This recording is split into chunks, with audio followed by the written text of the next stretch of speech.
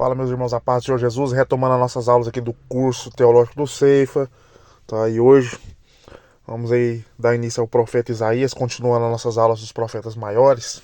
Frita de lascar aqui, menino, 5h30 da manhã, o frio tá no 12. Vambora. Então o profeta Isaías, ele vai ser conhecido como profeta messiânico. E por que o messiânico, professor? Porque ele vai ser um dos que mais vai falar sobre o Messias e sobre o ministério do Messias, tá? Isso que é importante, principalmente quando diz Isaías 53, nós vamos ter inúmeras profecias, uma delas também remetendo, é claro, ao rei da Babilônia, mas ao mesmo tempo falando da história do diabo, tá? Que está lá em Isaías 14, versículo 14. E isso aqui é muito interessante.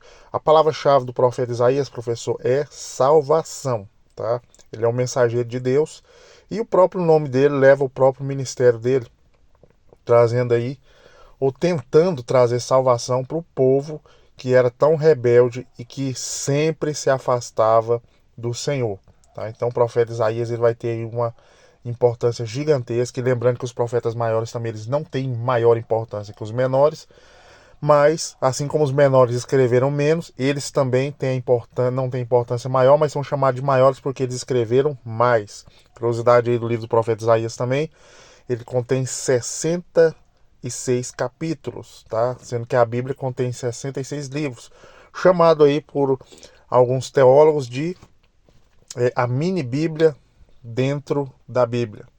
Isso que é muito interessante nós pensarmos sobre isso.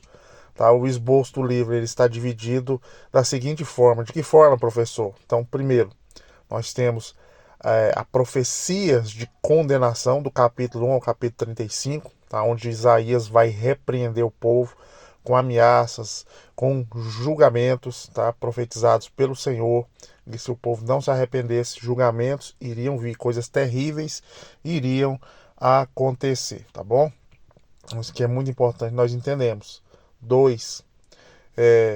Parênteses históricos. Então nós vamos ter acontecimentos históricos também que Isaías também vai focar. Tá? Isso que é importante. Em outras nações, por exemplo. Tá?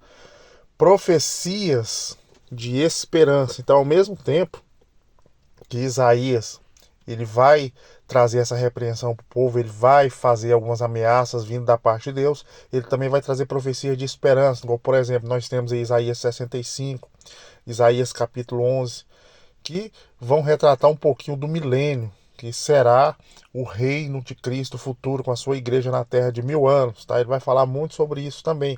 Isso aqui é importante, é o estabelecimento do equilíbrio da natureza entre o homem e a natureza, homem e animal, quando Cristo retornar com a sua igreja após a grande tribulação para estabelecer o milênio. Então Isaías também vai tratar desses assuntos. Então é um profeta muito relevante, muito importante, tá? E de lições de suma importância para nossas vidas. E a esfera de ação do livro, professor? A esfera de ação do livro, ou seja, os acontecimentos históricos narrados no livro, eles vão abranger aí um período de história de 62 anos, tá? De 1760 a 698 antes de Cristo, tá?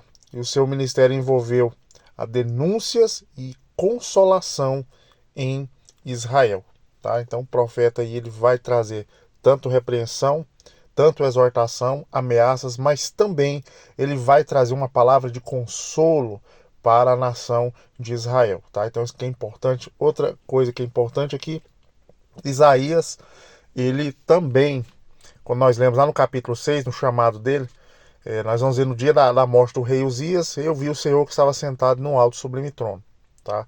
Alguns comentaristas, alguns historiadores, alguns teólogos vão dizer que Isaías provavelmente era primo do rei Uzias, tá? Logo então ele era o profeta da corte, era um aristocrata, era alguém importante, alguém da nobreza, e mesmo assim Deus o chamou, tá, para um grande ministério. Isso nos mostra e nos leva a pensar que assim como Amós era um profeta boiadeiro, cultivador de siclo, pobre, que não estudou na escola dos profetas, Deus foi lá no campo, no interior de Israel e chamou o profeta Amós para profetizar, assim também ele chamou o profeta Isaías dentro da corte, tá? Dentro da nobreza.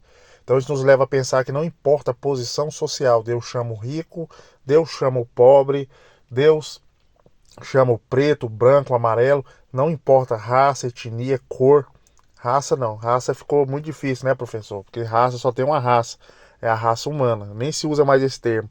Mas de qualquer etnia diferente que seja, não importa. Deus, ele chama cada um segundo a sua própria escolha, porque Deus ele tem vontade própria, tá? Entenda isso aqui, viu, teólogos? Não emenda nessa aí na maioria dos teólogos de pensar que não, eu vou padronizar Deus, que você se lasca. Deus não entra nessas ondas nossas, não.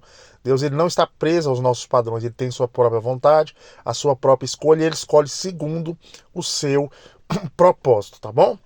Um partindo disso era isso. Encerramos aqui o livro do profeta Isaías, a aula básica. E quando nós encontrarmos presencialmente, nós estaremos aí aprofundando, tá bom? Partindo disso, Deus abençoe e fui.